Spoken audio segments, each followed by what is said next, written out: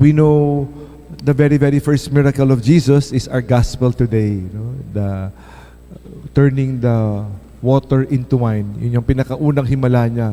Kasi hindi pa nga niya panahon pero minadali nung nanay at napalabas yung kanyang mga himala dahil doon. So we hear the story of the wedding in Cana, the miracle in the wedding of Cana, and try to relate it to Our Lady of Lourdes. Cana and Lourdes, no? Cana in the Holy Land in Jerusalem and Lourdes in France. And we will see the connection. God uses everything, pati yung naubusan ng alak. No? Pati yung naubusan ng alak sa nung konteksto na kinalalagyan ni Jesus, napakalaking problema. No? Kasi napakalaking kahihiyan. No? Para kang nasa handaan, naubusan ka ng pagkain. No? Anong mukha papakita mo sa mga bisita? No, alam naman natin gaano kahalaga. Pag naubusan ka ng alak, napakahalaga. Selebrasyon no? Alak. Pero isipin nyo, yung binasa natin, gaano karaming alak ang ginawa? 6 jars holding 20 to 30 gallons. Isipin nyo, galong-galon na. Ilang galon yun? Gawin mo ng 20 lang, 20. 20 times 6. No? 120 gallons. Ang totonggain ng mga... Isipin mo, grabe yung inuman nun. Ano? That was how many there were. That was how much wine there was. Pero before that, nagiinuman pa, di ba? The first part. Tapos yung second part. Kaya nga, the question was, many times in a party, you serve the good wine and then the inferior one, paglasing na, pare-pareho na lang yan, no? Kaya kahit na ipasok mo na yung mamurahin na inumin, okay lang, hindi na mapapansin yan kasi lasing na. Pero hindi, no?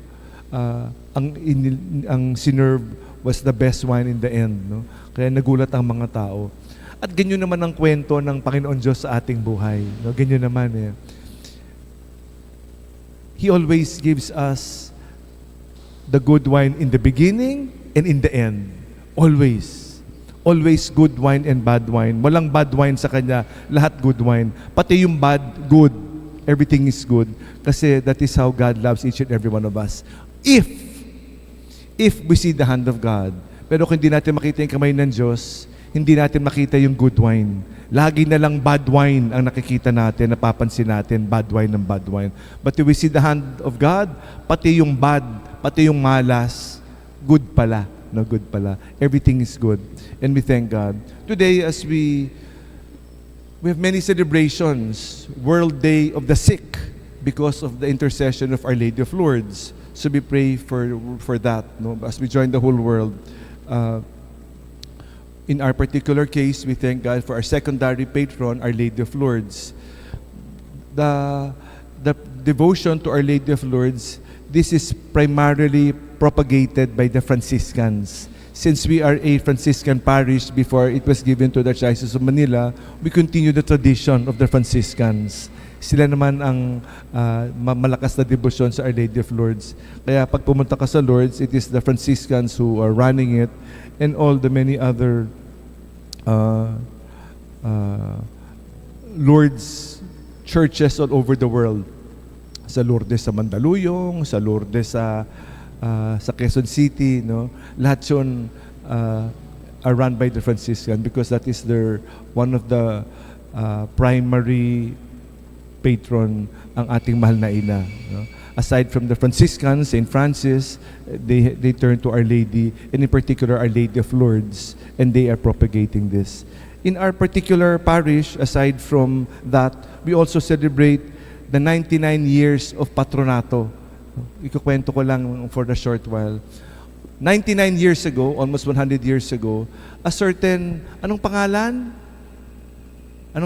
nung isang may kayang benefactor ng parokya, hindi nyo alam yung pangalan?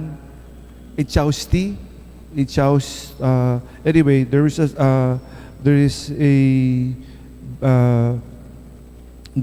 a wealthy parishioner 100 years ago who wanted to do free clinic for the indigents, yung mga kapatid natin na medyo nangangailangan ng healthcare during that time. Hindi pa siya sakop nito ng parokya, kung saan-saan lang madapuan, no? That was 99 years ago, 1927. 1927, wala pang free clinic. Ang nagpapatakbo yung Sisters of St. Paul. And then 2 years after, the Franciscans inako sila at inilagay sila kung saan sila nakatayo ngayon, yung kanto. Yung kanto ng Singalong at San Andres. Yung clinic na yan, almost 99 years, will be present there. No? A clinic for healing. And of course, ang patron ng, kaya Patronato Nuestra Señora de Lourdes, no? Under the patronage of Our Lady of Healing, Our Lady of Lourdes. So we celebrate and we thank God for that. No? What a wonderful way to show the healing love of God. It is still love through healing. So lahat pwede maging, lahat. Yung cancer, yung sakit, pag iligay mo yung kamay ng Diyos, pati yung cancer, blessing. Yung everything positive or negative can be a blessing if we see the hand of God. No? Kaya nakakatuwa. No? And we thank God for this.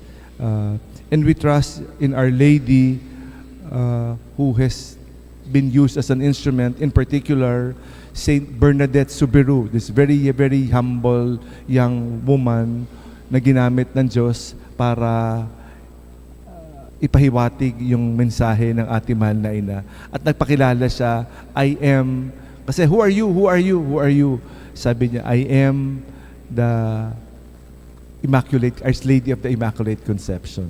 Kaya dun una narinig yung salitang Immaculate Conception. Actually, hindi naman dun eh. A few years before, it was given to Catherine Labouré in the miracle of the Miraculous Medal. Pero so doon urang narinig eh sa Paris, France.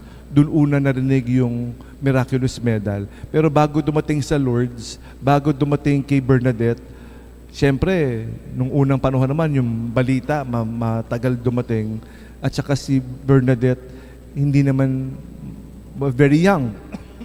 She was not educated. And there was no term. Hindi naman Immaculate Conception was still, no? Wala naman yung salitang Immaculate Conception eh. Pero, kaya hindi pwede nagmula kay Bernadette yung salitang Immaculate, I am the Immaculate Conception. Hindi pwede magmula sa kanya. It is by divine providence. Kaya sinabi, who are you? Sinabi ng mahal na ina, I am the Immaculate Conception. That's why she said to the priest, Our Lady of the Immaculate Conception said to put a church here. Sabi niya, sino si Immaculate Conception? Pati yung pari nga, hindi alam eh. Kasi hindi ba nga kilala yung title na Immaculate Conception eh.